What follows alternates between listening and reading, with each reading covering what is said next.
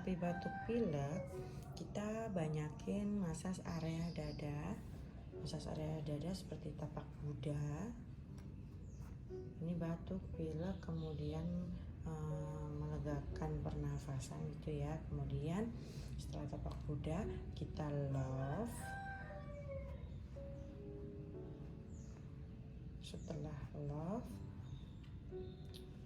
butterfly satu tangan, terus butterfly dua tangan. Sudah. Kemudian setelah itu kita massage dari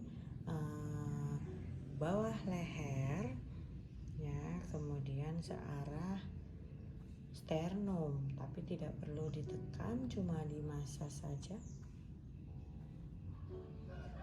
Jadi ke arah perut, kemudian sampai iga kita membentuk huruf V terbalik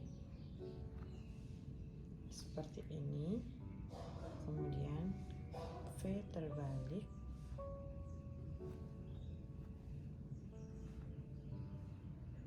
Nah, kemudian kita pijat titik-titik tertentu.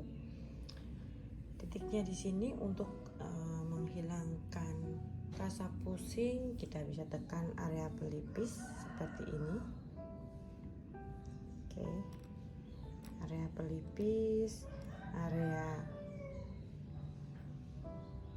pangkal alis, kemudian samping cuping hidung, terus dahi ke arah atas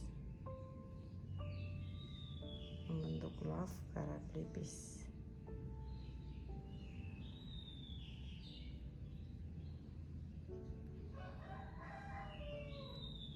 Nah, tadi yang pertama kita massage pelipis ini mengurangi pusing pada saat batuk pilek. Kemudian setelah itu pangkal alis ya, yang ada cekungan di bawah pangkal alisnya. Kemudian samping cuping hidung kita rotasi sambil sedikit ditekan. Kemudian setelah itu dahi ke arah atas, kemudian dahi membentuk love ke pelipis.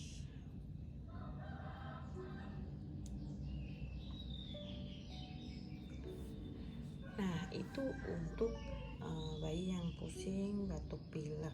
Kemudian kalau bayi yang kurang cepat tidur atau dia mungkin rewel karena insomnia gitu, kita bisa berikan pijatan kalau bayinya belum bisa tengkurap kita miringkan, tapi kalau sudah bisa tengkurap kita tengkurapkan gitu ya.